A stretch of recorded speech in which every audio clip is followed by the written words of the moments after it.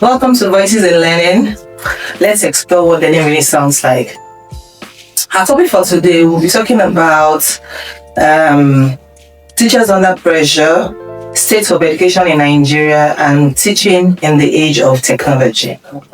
Welcome, Mr. Tope. Tope Adenuga is a leading global voice in educational leadership and a published author with over 15 years of experience transforming school systems across Nigeria and the United Kingdom. Widely known as the Shey You Get education voice, he leverages deep practical insights to help institutions build sustainable learner-centered excellence for every child. Thank you. So Thank you so much for having me. You're welcome. We need you to talk more about these topics we've talked about. 3 topics in one. Yeah. Teachers under pressure, state of education in Nigeria, and what education technology does in education. To talk about teachers under pressure, I think it's a normal thing and it's a global thing. Teachers under pressure everywhere because this profession is the most undervalued profession, is the most underpaid profession that we have, and it's the same profession where we are trying to build individuals. We are trying to build children into adults that can be very useful to the society. So this assignment has then been given to some individuals that are professionals, and we call them teachers. And even at that, knowing the magnitude of this assignment, we still know that the profession is so undervalued and the profession is so underpaid, or the teachers are so underpaid. Right, so that is going to be like a foundational thing when it's about teachers under pressure. I've taught in schools where I had to take all the science subjects. I was taking biology, I was taking physics, I was taking chemistry. I was the only science teacher in that school. And I've also worked in schools where I was just to take biology. And not just biology in the old school, just biology year 11, those that are preparing for IGCSE. So there are levels to it, right? So it now depends on where the teachers find themselves, which I'm sure it's one of the things we're still going to talk about. So if a teacher finds himself or herself in a top school, then the pressure can be less when it's the societal pressure, right? While I was teaching, while I was in the classroom, it was very tough for me at some point to tell people around me that I teach in a school, that I was a teacher. It was very tough, right? So when they ask me, oh, what do you do? Well, I work with children. So when they try to probe further, I just keep it short. Only those that were very close to me at some point knew I was a teacher. It was just because of the pressure the society has placed on it. We just naturally believe that, or we just believe that when teachers are poor, teachers are mediocres, teachers are low lives. You know, when you see someone who dreams big, who is a visionary, when you see someone who is out there, maybe you're putting yourself out there, you're trying to achieve big dreams.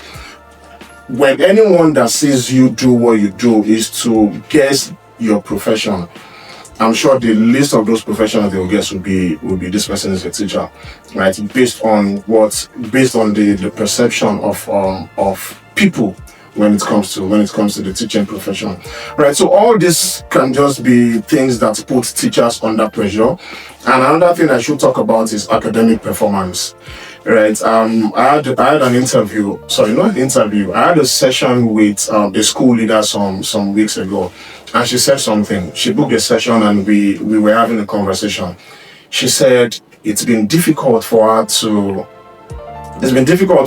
convince some of her parents to allow their children to repeat a class. And she also said sometimes when they prepare students for the WAEC exam, the IGCSE, some students still fall short. That means some students still fail. And it's always very difficult convincing parents or advising parents for the children to rewrite the exam in their school. So she was asking that, what do I think she should do in that instance? That she has fired some teachers because of the underperformance and all. Then I just told her that if you are to fire anyone for this underperformance, for everything that you just spoken about, it is you. The school leader is responsible for the academic performance of the students. It's just that basic. A school leader is responsible for the academic performance of the students in the school, not the teachers. Yes, the teachers have direct contact, but just imagine I was a parent in your school. So you want my child to repeat a class after 3 terms. After the first term, what happened? Was there a form of communication with the parents? Was there a form of intervention that was done so that the child can move a bit higher in academics? Was anything done in that regard? No. First term, no contact. Second term, no contact. No contact. Now third term, you are now reaching out to the parents that their child should repeat. I won't accept that even as a parent. I will never. Because it just shows that the school leadership has failed. The result you're giving my child after a complete session is not just the result of the third term, it's the compilation of everything. That is why they call it cumulative. So the reason why my child is repeating a class is not because of the third term exam, it's because of all the exams, first, second, and third. So my child has failed everything and you're advising my child to repeat. That is leadership failure. No communication with the parents, no form of intervention whatsoever that we can do so that my child can at least do well. So if you're putting pressure on teachers, you have a teacher that is managing 150 students, 100 students. There's little they can do when it comes to that. So it's now your responsibility as a school leader to put a quality assurance team in place. When you've just done an assessment, be it test or exam, your quality assurance team, they assess all the results. Once they assess all the results, they know the student that are struggling. They know the student that will do well. So those students that are struggling must be separated, and you have to pay attention to them. That is what intervention is about. I shared the story of a school where I used to work. Anytime after WAEC exam or UTME or IGCSE, the school is always in the news. And the major reason is because they're going to pass, and they're going to pass exceptionally well. They don't do examination malpractice. Teachers are not present with the students in the exam hall. They just have a system that works. If you're preparing students for WAEC exam or IGCSE in your school and some students go for that exam and fail, it's pure leadership failure. But sometimes we tend to put that pressure on teachers. The teachers have to make sure the students pass and all. I get it. It's different when we look at what happens in other part of the world, right? In Nigeria, we still tend to put teachers under pressure so our students can do well. There's an advantage to that. There's nothing like that abroad in most cases, right? They believe that children and parents are responsible for their learning, not the teachers. In Nigeria, it's the other way around. And that sorry to cut you. Yeah. We need to let Nigerian parents also understand that learning is not just for the teachers. Exactly. How many hours do kids spend with teachers? In school. They spend most times at home. So what are you doing with your kids? So it is a joint venture. Exactly. And I think we need to pass that information across to parents that they should reduce the pressure on the teachers. It is a relationship. Yeah. So everybody should do their part. I agree.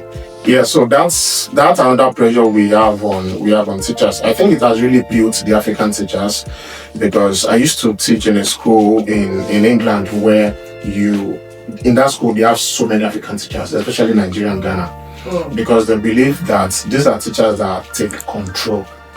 You understand? So if I want to teach in a Nigerian classroom, for instance, entering a Nigerian classroom, I take control of the class. That is difficult to do in England, for instance. When you enter a classroom, you need the system to take control. There are so many systems they have put in place. You need that system to take control. But as a Nigerian teacher, if a student is misbehaving, sometimes I can reach out to the parents. If a student is misbehaving, I can reach out to the head of school. We can find a way around it, but it can be different in other parts of the world. So I think that act in itself, even though we have so many things to do around that, it has its advantage.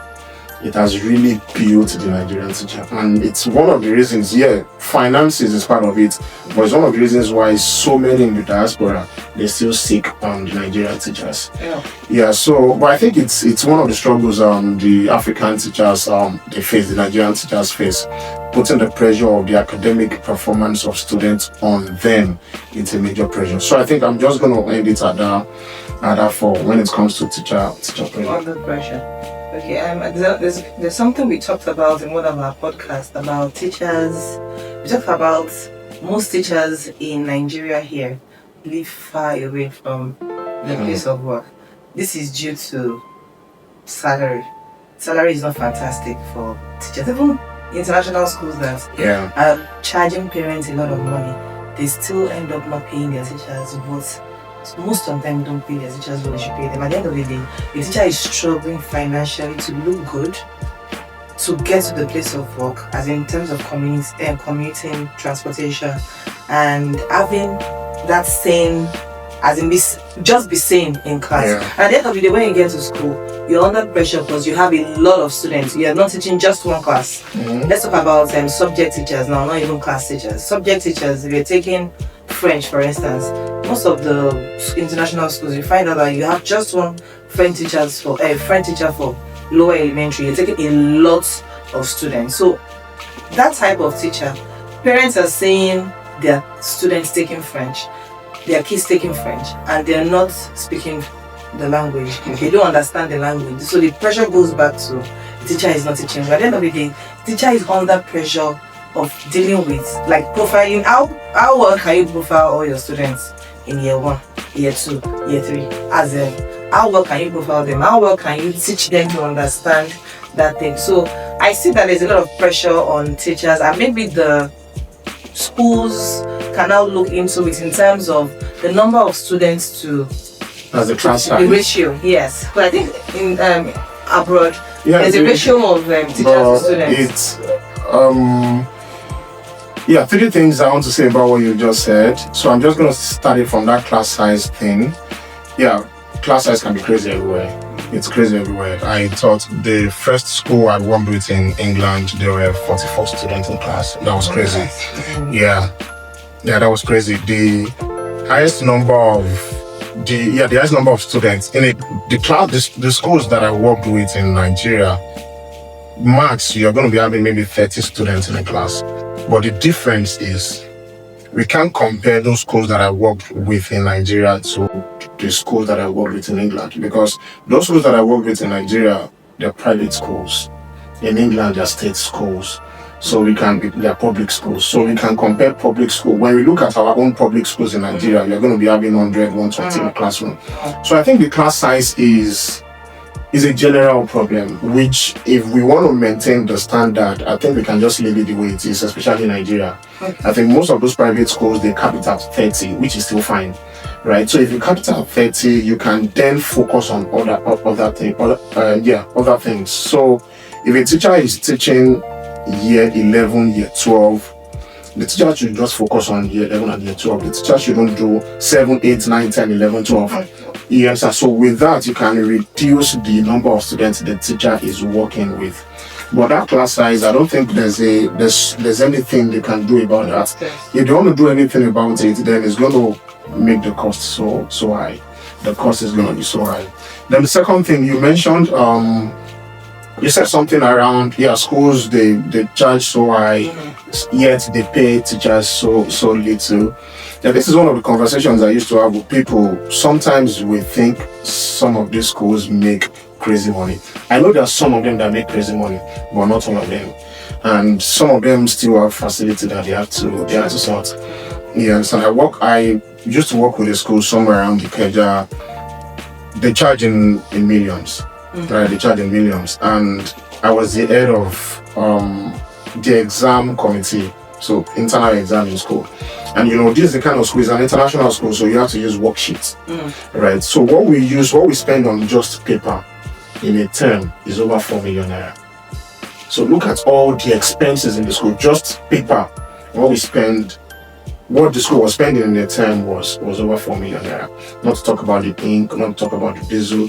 I think the light, the power bill the school was paying then was over 2.5 million naira. So they have so many of these expenses that sometimes we don't see, right? And some of them, when they started, they got different facility, which they are still servicing. Some of them have buses that they got facility to get, which they are still servicing. I'm not excusing them for not paying well, right? So, but some of these schools also have their expenses, and when it comes to paying well, some schools do. Yeah, I think some schools do.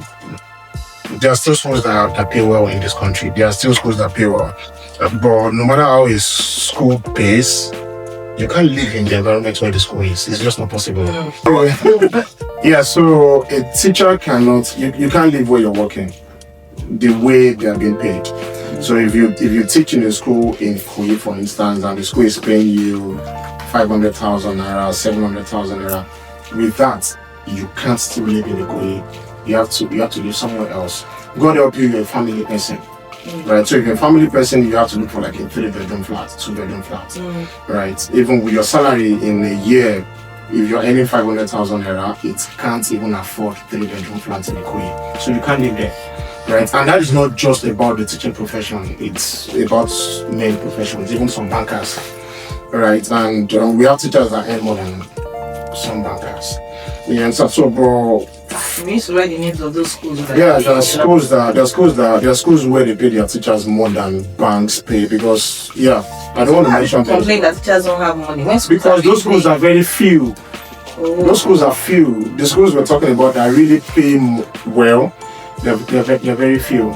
So what happens is you see schools in Ikoyi, you see schools in Lekki in Lagos, Nigeria, and the teachers are staying in Songo, Mowe, Ikorodu, because that is where they can afford. Sometimes it's not like the school isn't paying those teachers well. It can also be a function of mindset. Because I've had conversations with teachers. This is what I believe. I have no business living in Ikorodu or living in Songota because I've built 2-bedroom flats there. This is a serious I'm working in Lekki. I prefer to still maybe be a tenant somewhere in Yaba or Bagada, while I use the money that I have to upskill, get better skill, so I can earn well. But most of these teachers that live in Songo, Mowe, many of them are living in their apartments, in their houses, right? So some of them just believe I used to work with a school where if you have up to, it wasn't difficult, things were not too expensive then. So if you have like $1 million naira in your cooperative in the school can give you triple of that. So they can give you 3 million naira. So what those teachers do is they get the 3 million naira, then they go to E4 or they go to Otam. So they get maybe half plot, then they build on it. So they start running that race. So they start going to Idiroko every day, and you're going to Lekki to so this is teacher putting pressure on themselves. Yes. And we can also not a teacher thing only. It's a society. Yeah, it's a societal thing. A mindset thing. Yeah, it's a societal thing. My house. I must Exactly. But teachers they need to do better in this department, because like I always say, you can't give what you don't have. When you are under pressure, how do you want to teach these children? When you are not happy, how do you want to teach these children? How do you want to pass the knowledge across? How do you even want these kids to see you as a role model? See, where I worked, the school I worked, the experts there, they really don't dress up, but they are neat. Yeah. You can count the number of shirts and pants some of the male teachers have. But when they wear these shirts, if they're even wearing same shirts on Monday, same shirts on Tuesday, it's neat and they're happy. You know, Nigerians, we like fashion. We have this sense of dressing. But you don't need to have a lot. Just be neat. When these students see you, they respect you. Some of them want to be like you. They want to be a teacher like you if you're neat. But if your outward appearance is not even looking like it, how do you expect a teacher that teaches in Lekki that is coming from Mowepa for Tsua. Yeah, a teacher that doesn't have a car, you don't have a car, you have to jump bus. I know some of them have to get to school to then dress, but it can be written all over you that you're coming from somewhere. Right, it's always written that you're coming from somewhere. I remember when the school that I was working with in Lekki, at that point I was staying somewhere around Mero in Abuleba. You understand? So sometimes teachers have to be intentional, right? Because my appearance matters to me, right? I know that is how my students will relate with me. So what I'll do is, I have to leave Abuleba. I'm going to Lekki. I leave my house sometimes 4:30. Yes, and thank God for the then governor. We had a lot of BRT buses then. So I had to leave my house by 4:30. I'll join the BRT bus somewhere around Oshoji. That is going to be around 5 o'clock. Then I'll get to school by 6:30. I'm already in school. Right. So even that time, that's between 6:30 and 8 o'clock when the school is going to start, I'm calm. If I want to do anything, I can do whatever I need to do. Yeah, we have to dress up in that kind of school, but I can still go with my shirt and trousers. I don't have to use tie to jump bus. So I can just do that and look good when I get to the school. You understand? So that is intentionality from the side of the teacher. But this does not excuse the schools. Some schools have to do better. Some schools have to do better. Because I also remember something that happened in a school that I was. The school is big, very big school. The school is somewhere around Lekki, top school, big school. And the school had a facility in front of them. Right, it's like a 3-story building. And teachers were lobbying that can they be staying in that facility, even if they are going to be removing the money from the salary. The school did not accept that. Right, so few weeks to exam, the school leaders now reached out to some teachers because it's few weeks to exam, so they can be present to help the students. They now offered, can you stay in this building while the exam is on? And teachers also refused. I love that. Teachers also refused. So it's one of the things we have to check. It's really one of the things we have to check. So we are not excusing the teachers. We are not excusing the schools. Schools can and they should also do better. And we have schools that have staff bus. I think I've just been privileged to have taught in some of the schools. Yeah, I think the last school where I worked, we have school bus. Yeah, I never used it at that point, but we have school bus. The school is in Lekki, so they move teachers from Lekki. The last bus stop is ShopRite, ICM in Ikeja. So which is still fair. Which is still fair. So in the morning, bus also takes off from there. So I think things like that can happen. And there are still schools that have accommodation plans for teachers. Yeah, I have a friend that has a school. She came on this podcast, so she has a school in a childcare center in Lekki Phase 1. As the center is up to 3 years and she's doing really well. And one of the things that's helped her is accommodation for her staff. Because she feels, see what is going on during this 30 December and parents are leaving their kids as a cause of traffic. Kids are in school for a very long time. How can you keep staff in school to watch these kids for a long time if they are not living around? You know, staff will want to go. Aside that, there's so many fantastic teachers living far away, and they wouldn't want to leave their house very, very early as in due to security issues and go back home very late. We also need to know that most of these people also have families. True. So the best thing is for schools to put them in their plans. At least accommodation is not bad. Just for during the week and weekends. Teachers can even pay for it. Some teachers don't mind. If you're going to take a portion from the salary and they're going to be in school for Monday to Friday, they are safe. They have an apartment there. They have to stay there. On weekends, they can just go. This pressure is a lot. We are emphasizing on teachers. It's not like it doesn't affect any other form of occupation, but because teachers are there to train the kids that will become useful for themselves tomorrow. So we need them to be in their right frame of, at least let them be comfortable to an extent, so they can give out the best. We are paying a lot of money on school fees for kids. So how do we pay a lot and want to get a lot in return if we are not taking care of those that are in charge of that care? Anyway, I think we've really talked about, because there's a lot of pressure on teachers. So now we want to talk about the true state of education in Nigeria. But we also mentioned something that has to do with technology. The true state of education in Nigeria. I don't know what I don't know where to start from. Okay, there's been a lot of celebration lately in Nigeria on schools, and anytime I see those kind of celebration online, I get very bitter. Not because I'm jealous or anything, but what we're celebrating is not what should be celebrated. Let me give us an example. If you if you check the trend, some kinds of schools have started coming to Nigeria. Yeah, so Some kinds of international very schools? expensive schools have started coming to Nigeria, and some of us are celebrating it. When you have a nation where private schools, international schools bombard that nation with their school setup, it just shows one thing: leadership failure. Sure. Because those schools in England, for instance, only 7% of children that are within school range attend independent schools in England. Just 7% of them.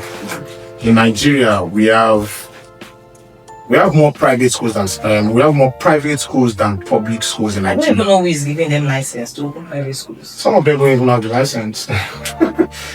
Some of them don't have the license. And yeah. So these top schools come in, they start that mega school. Yeah, I'm happy about it. It adds to the economy of the country, but in the long run, it affects the economy of the country, the economy of the nation. And we can see that. We see that from Finland. The state of education in Nigeria was the state of education at Finland, right? So what Finland catered for was just that inequality, right? You shouldn't have access to quality education because you can afford it. That should never happen in any country. But that is our story in Nigeria. The more money you have, the better the access to education. Sure. But in the Western world, education to every child is just the same, right? That is why you have government schools, you have state schools everywhere. And when you look at the standard is so high also. If the standard of public schools in Nigeria was so high, none of us would take our kids to private schools. It's so expensive. Right? No, we won't just do that. That is, but because the standard is not there, we have to pay so that we can take our children to private schools. So that part is what Nigerians celebrate, but it's also something we have to check. When these top schools are coming into a country, it just shows that the government of that country is failing. Because education should be a right. It should never be the privilege. It should never be the privilege of any child. It should be the right of a child. And some countries, they've tackled that already. Education is compulsory, but not just education, quality education, right, is compulsory. So that is one of the things I want us to keep paying attention to. When a big school is opening up, it doesn't mean the big school means well for the country. It's just a business venture. They just want to make their money. So if we really want to do education right in this part of the world or in this country, the government must be a big player. It's just as basic as that. The government must be a big player. So that is the first. Now, let me say something about this first point. So in the US, if you're going to a public school, and so this is what I see. There's one major difference that blows my mind about public and private school in the US. There's some opportunities you can never get in private schools. That it's only when your child attends a government school that your child can get. And there's a scholarship, beautiful scholarships and exams that your child can only write in government schools. So people will say, "Oh, I'll take my child to private school for this number of years," but the child has to go back to public school because of those opportunities. So in Nigeria, I don't think there's any opportunity for looking out in public school, because there's a big gap between kids in secondary school and public schools and private schools. Because you will see a community where someone has just 2 bedrooms. Some converted a 2-bedroom, even a 1-bedroom, to a private school. Yeah. And there's a big government school with facilities in that community. And people would rather want to take their child to that private school in 1-bedroom setting than the public school. that has that facility from, and it's kind of free. I don't know if it's free because I sometimes hear that there's the people pay in Some public school for some funds in public school. So why? So at the end of the day, it comes to me that. So is it that public schools in Nigeria, I don't know, it's not really making sense like it should be, because our parents will tell me, Otedola and I were in the same school. Yeah. People are not meeting themselves anymore. Those kids are just, public school kids are just there. Private school kids are just there. Private school kids they're exposed to a lot of tech, online. I know that Lagos State is doing a lot of tech, but I still don't know if the teachers are able to. It goes back to training again. Are they trained well enough? I just want to buttress that point of That's it. there's a gap, a big gap between the public and the private school and the private sector. So and if the you wealthy people, they are taking their kids, they are taking them to the new schools that are coming in, international schools. In fact, there are some private schools that have been in existence for a long time that people are not even taking their kids to. So private school past private school now in Nigeria. Definitely. Yeah, so you just pay yourself international school, but you are not that international compared to people bringing in expats. So like in your community in Nigeria now, there's some schools that would want just expats. So that will not happen in another country, that you would come into my country and you are dominating my country, that people, I can't just go to America and say I want to open in Nigerian international school, Nigerian curriculum school, and at the end of the day, all my teachers will now, most of my core teachers will now be Nigerians.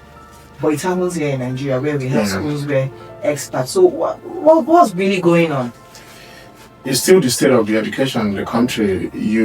We have our curriculum as a nation. They call it the Nigerian curriculum, and we still see so many schools around that use other. There's nothing wrong with that, right? But the problem will just be when you don't strengthen your own curriculum, right? So when you look at the Nigerian curriculum is one of the best globally from what I have seen. Right, it's just one of the best, right? So, but when you now have a lot of international schools opening up, and they are not focusing on the Nigerian curriculum, there's nothing parents can do about it. And some of these parents, yes, they want their children to finish secondary school, high school in Nigeria, and travel abroad. So they just see it that, okay, it's going to be a very seamless transition. Say you're going to a British school in Nigeria, and you're going to the UK to study for your masters or BSc. So some parents just find it they find the transition seamless. That is why they had to opt for that. So having another curriculum in a country, there's nothing wrong with it. I don't see anything wrong with it. But we have to strengthen our own curriculum, and we can maybe make it mandatory for schools to run. So even if you are now going to run your own curriculum, it shouldn't be a blend. Right, so you can then be a blend. I know some schools do that. Some schools run the WAEC and British and Nigerian and British curriculum. So some schools do that. So it can then be like a blend. But we can see what is going on. Most government-owned schools in Nigeria are not equipped. Most of them. There's some that are equipped, but most of them are not equipped. When you see a school that is equipped, a private school that is equipped, then even parents are willing to pay for that kind of education. And that is where we have to get to. Government-owned schools must compete with the private schools in Nigeria. Once they have that same standard, then what are we talking about? These top schools we talk about in Nigeria, they are just like the same with the state schools abroad, with the government schools abroad. They are of the same standard, right? Most of the schools, top schools, international schools where they pay in millions in Nigeria, the standard is just going to be like a public school in England. Of course. Right. So it's just the standard the government but if you ask me, I think it's intentional. I think it's deliberate. That is what I believe. I also think I still go back to mindset, because I see fantastic teachers. If you look at teachers teaching kids in public schools, I can't really differentiate a lot in terms of their CV with teachers teaching in international schools. But the difference here is a teacher in a public school feels it's a public school.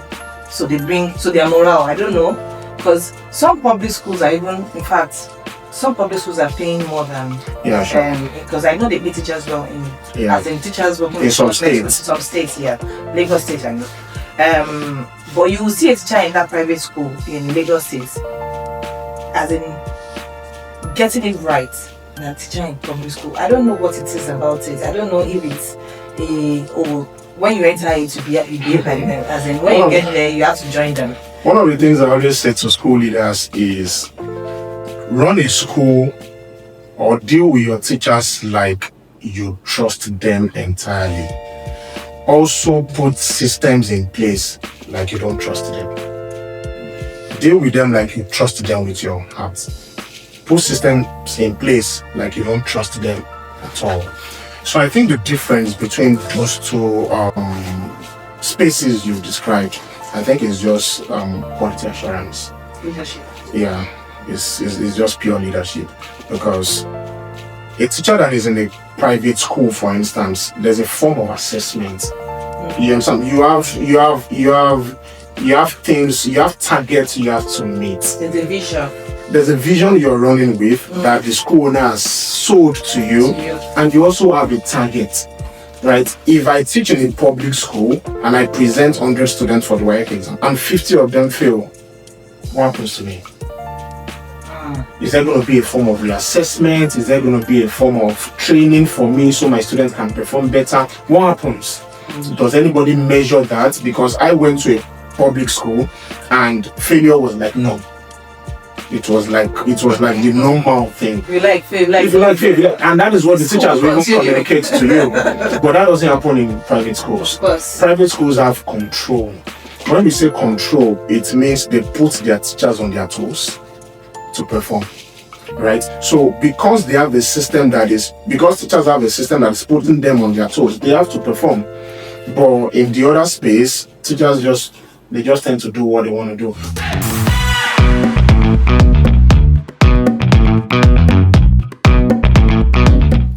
Welcome to Voices in Learning podcast. Voices in Learning podcast is powered by Mieducation. So what are the things we do at Mieducation? So at Mieducation, we recruit teachers for school owners, for schools, for educational organizations, for families, and every other person that needs a teacher. We have an online platform where we have online classes for people abroad and people in Nigeria. We also recruit governesses called Living Teacher for parents who want education outside the classroom in their homes. We also do trainings for support staff in schools, in organizations, and also for families. So contact us today at Mieducation on our social media platforms or via WhatsApp. You can also call us on this number below.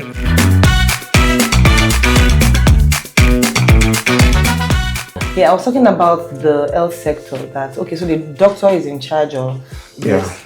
So they outsourced this quality control thing to an organization, a consulting organization, to be the ones coming in. So they are not loyal to anybody. They can come in anytime, not telling anyone. But in the education sector, they're working in the ministry. People in the ministry, they're also the ones in charge of this quality control. So some people will definitely tell people we are coming, the way it is. We are coming, everybody is arranged. So nobody is going in to do, as in to check when they are not aware. So when I was talking to this commissioner, the commissioner told me that he went to a part of state and he saw the principal was not even in school. The kids were not. So he said that particular school was not even functioning at that time. So to him, I'm like, okay, so how many schools can you possibly go? Because at the end of the day, you're taking yourself outside your primary assignment, doing another person's work. But I don't, how it is.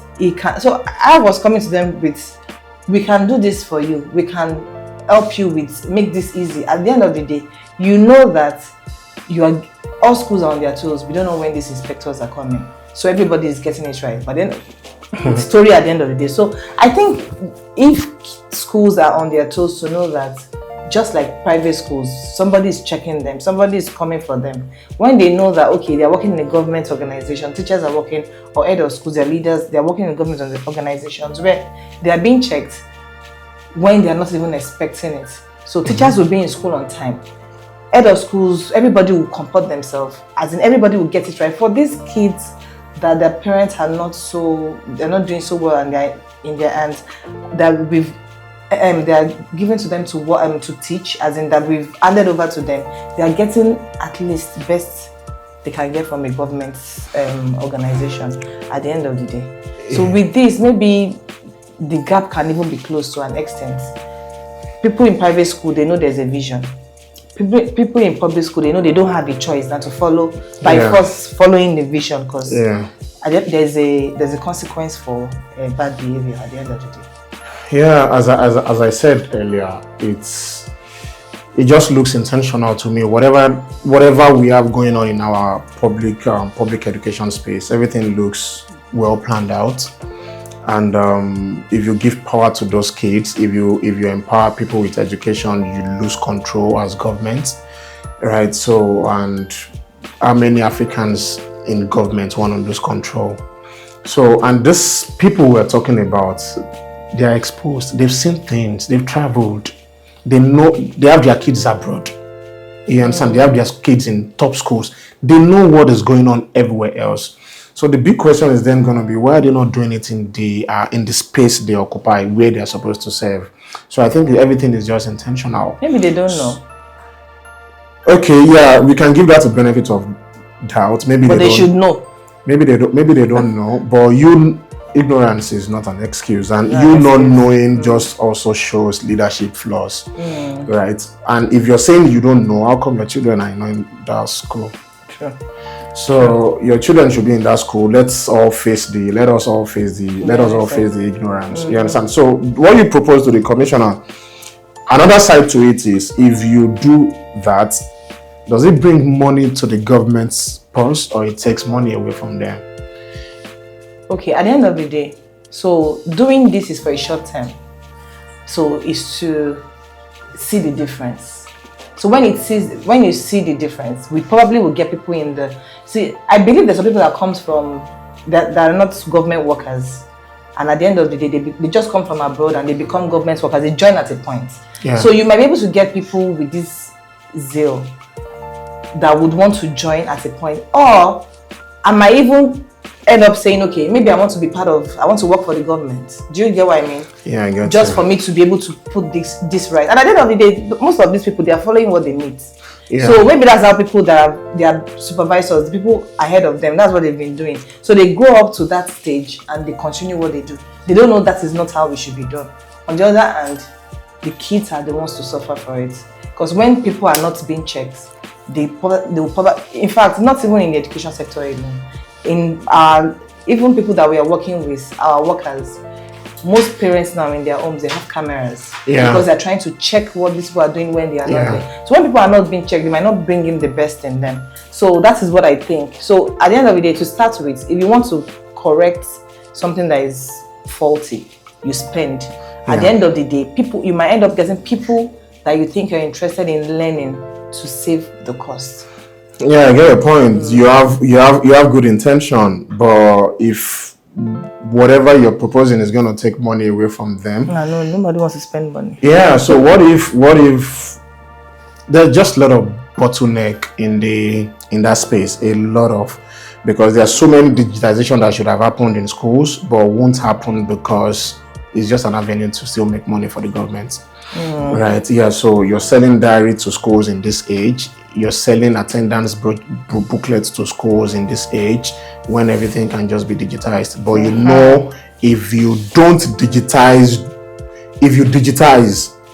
then you are not going to earn. You're not going to earn what you're going to earn, and maybe some people will even lose their jobs. So this brings us to this teaching in the age of technology. Yeah. So what do you think about teaching now? Because for me, I think some schools are going into the school I was working at the point had most of the kids not using books.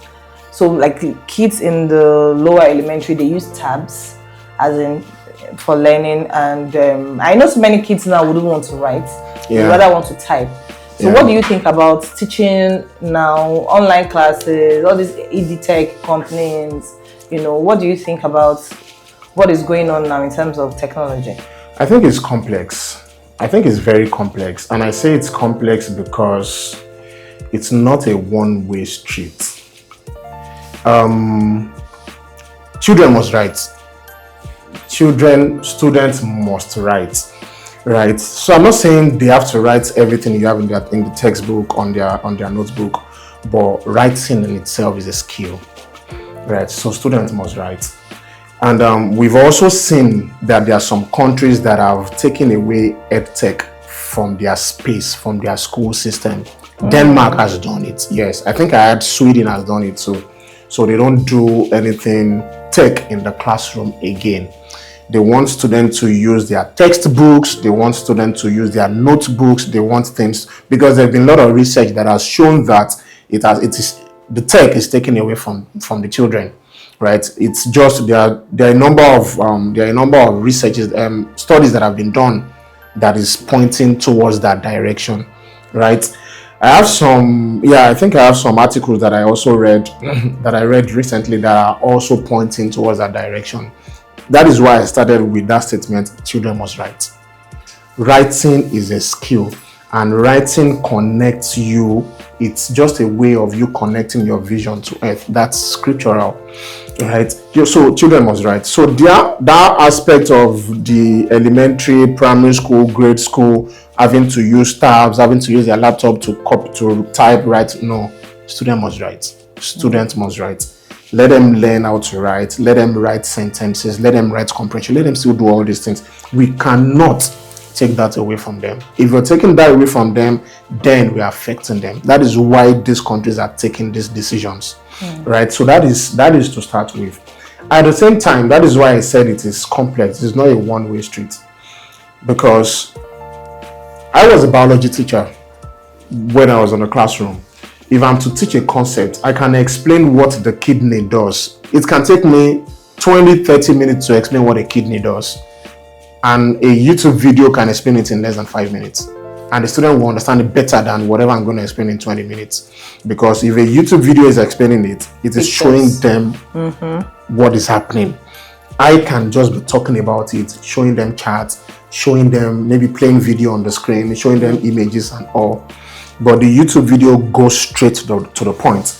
Another advantage to that is, whatever I've said in your class, I can only say it once. Meaning, I come to your class to teach for 15 minutes, 1 hour. Once that session is done, it's done. Whatever a student, if a child learns a concept online, maybe via YouTube video for like 15-20 minutes, if the child doesn't understand, the child can go back revisit. to it. Yes. So that's why I said it is not a one-way street. They both have their pros and their cons, right? But this is what I honestly think. Honestly, I think we have to find a balance. We can't introduce tech to children at a very early age. We shouldn't. It affects them. Now, there's a study that I saw recently about the formation of brain in children. That the formation of brain in children is becoming very slow now, because they are not doing outdoor activities as children used to, right? And playing with sand. Yeah, you understand? Yeah, I was even somewhere 2 days ago, one of the resorts in Lagos, and you could see parents taking their kids away from that. They always have this sand section. My daughter likes it a lot. So you will see parents preventing their children from playing with the sand, right? But when you go to some of these Western countries, you see the sand in the classroom. They will give you like a table, a big bowl, and they will pour sand in it. Even international schools on the island, they have a place that they pour sand for kids to play with. It's because research has proven that children have to do this. Yeah, we're complicit. How many of us still allow our children go out? How many of us? We just want them to be indoor. And what do they do indoor? They play with the tab. Exactly. Screen. So it has shown clearly that it is affecting the formation of their brain. For the brain of children to develop faster, they must be open. They must enjoy the outdoor play. And that is why most of the early year schools, there's play is foundation. Learning through because play. You learn better when you're playing than when you're confined in a space. You understand? So that is what I think. For early years, grade school, we shouldn't introduce tech to these children early enough. we shouldn't introduce it to them early. Yeah, let it get to maybe high school. And that introduction can even come from different ways. It doesn't mean they won't write. Children must write. Look at all the exams they're going to write. It's many of those exams are written, right? You're going to write WAEC exam, it's written. Yeah, they're proposing that, okay, they want to start, but most of those exams are still written. When you write even the Cambridge exam, the IGCSE that our students do in Nigeria, they're written. Right? But when you say they shouldn't get them exposed, I'm looking at kids, so having online classes is it part of introduction to technology? Do Definitely. you think so? Definitely. So, do you advise kids not to start online classes early, or people that do not have access to? What do you mean by early? Maybe okay, age? so I have students in my education that I have a 4-year-old. At least the lowest I have is a 4-year-old. Online class, 4-year-old. Yes, because parents will always want their kids to come. They believe in Nigerian teachers. The kid doesn't go to school. Yes, doesn't go to school. Okay. The child is not alone. The child is with the mom, but the mom feels she wants to train the child on one-on-one. Do you get what I mean? So she's with the child as the teacher is supporting the child. The parent is also supporting the child. She just needs the right person to pass that information across. She's not very good with. She doesn't know. She can always go to YouTube, but she wants someone talking to, as in a child, and the child responding. Do you get what I mean? Yeah, I get. So that form of introduction, is it also? It's still tech. Yeah, it's still tech, and it's something we have to be careful about. And it's also one of the reasons why age 4 is not school age. In Nigeria, it is. Yeah, in Nigeria, yeah. But even in Nigeria, age 4 is not school age. I think the school age starts 5, 6 because the first class is primary school, primary 1. Yes. Right. So across the world, some age 5, some age 6, some even age 7. That is the school age. Right. So when you have a child that is going to a learning place between age 2 and age 5, they just call it nursery or kindergarten or something. So when you also look closely, all those nurseries where you have children between 2 and 5, many of them don't do screen. I don't know about Nigeria. I'm talking about Well, okay. Many of them don't do screen, right? And it's screening. How do you mean? Like I said, screen. Like screen. Playing stuff for the children on the screen and all. So it's more of play. They always have play set up. So you play with sand, you play with tools, you just do different things. Not like you're going to be on the screen from a certain time from morning till night. So many of them don't do it. You understand? Yeah, so there's a reason why that is there. And studies have also shown that you don't expose children to screen up until a certain age. I think it's age 3 or age 2 plus now. Right. So if you have someone that is age 4 and the person is having online learning, then that is still exposure to tech. Technology. So what I would advise people in that space, I don't know if this will go out or if this is just for you. What I would advise people in that space is start looking at building a product. Start looking at building a product that can help parents with children between ages 1 and 5, such that it is well structured. When your child is age 1, you now do your product term 1, term 2, term 3. Term 1, this is what you do during the week. Show them colors, show them paint, show them different things. So age 2, you now also still break it down. If that is a product, that is something parents may be willing to use. Because what parents, they just need that guide. They don't know what to do. And some schools still don't know what to do with children that are below 5. They are going to sleep. They are going there to sleep. But some schools in Nigeria now, they give them the screen. Exactly. So that is another thing. So that's why I would say, why would I want to send my child to school? I know some parents are working and they don't have anywhere to put their kids, so they have to just put them somewhere.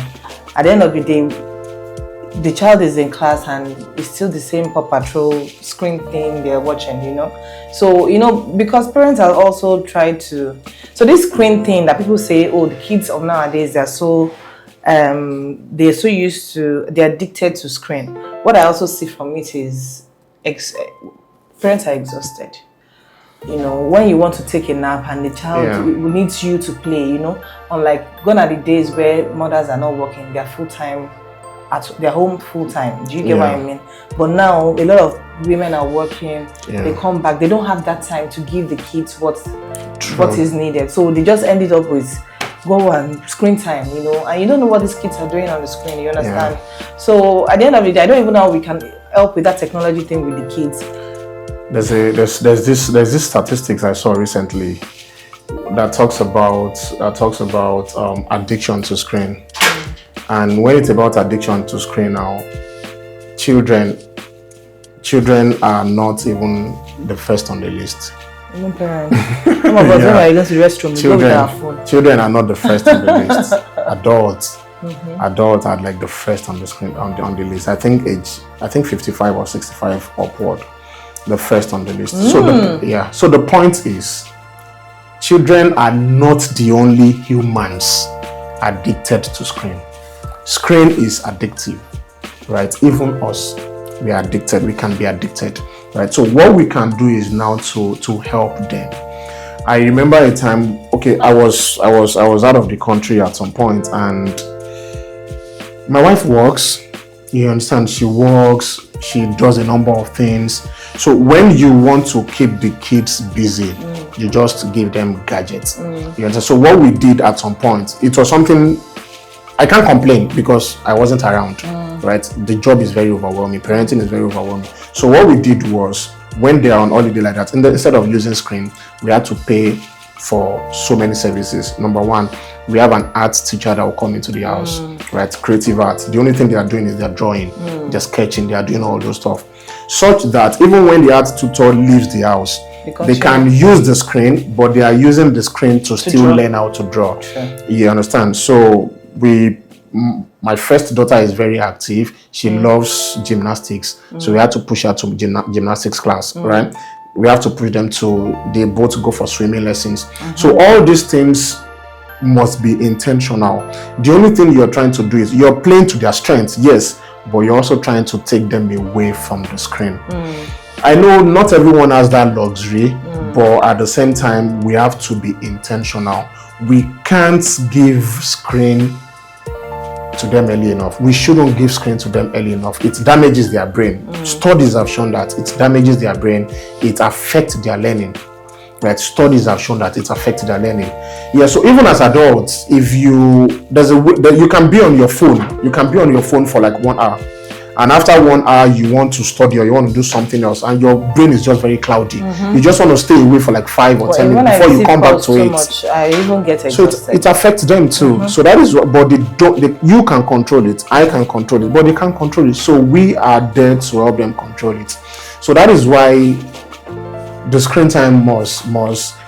If one can take it away fully, I think it's something they can take. We should take away fully. If we can't, then we have to cut it down.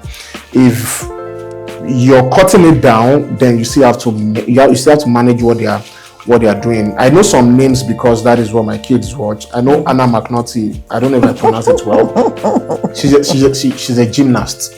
Oh. Right. So when they're watching, she's showing them tricks, she's showing them flips, so they're just doing it. So when my daughter is doing that, I'm at peace. Do you understand? Yeah. Or when they're learning how to draw, they're sketching, so I'm at peace. It doesn't mean they don't do other things. They do other things, but I think what we have to do is just to manage it. Parents are very busy. Parents are busy, but at the same time, we just have to find it. We have to find a way of managing it.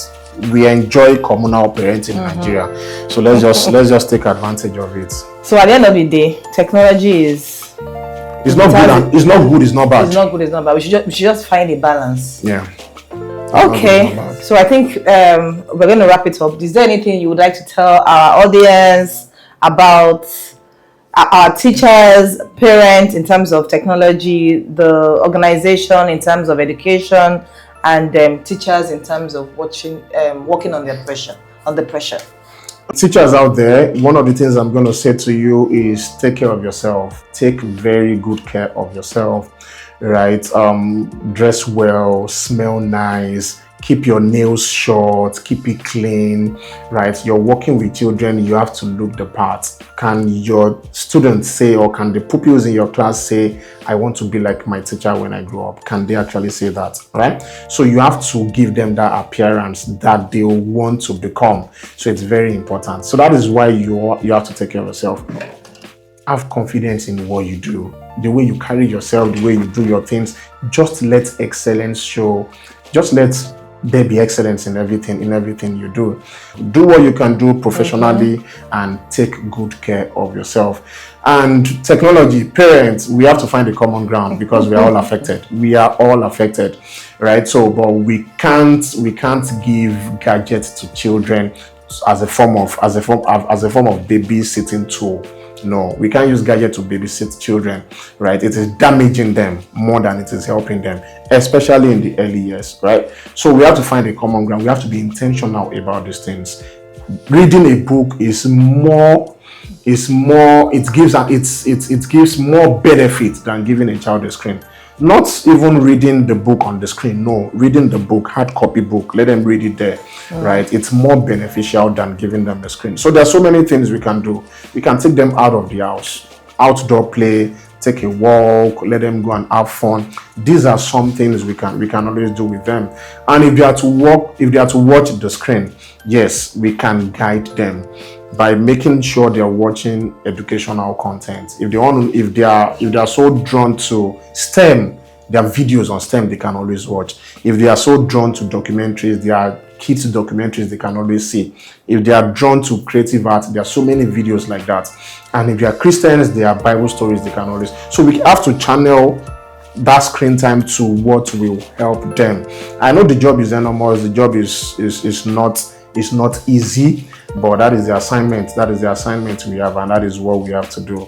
And to school leaders, I'm going to encourage you to take care of your teachers. The teachers are assets. See them as partners. They are not just in your school to earn. They are in your school to help your vision and to build lives. It is very, very important to take care of them. I know we are trying our best. We are really trying our best, but we can do more. We really can do more. Don't leave your teachers struggling. Do not leave your teachers struggling. Let's help them. Let's lift them. They are doing the best they can. So I wish you all the best. I wish you well. Thank you. And thank you for having me. I don't know what to say. I'm just short of words. Thank you so much for doing this Voices in Learning podcast. So thank you for joining me on Voices in Learning. I would love to know what stood out for you. Connect with me, share your thoughts, and let's keep the conversation going. Until next time, let's keep exploring on what learning really sounds like. Thank you.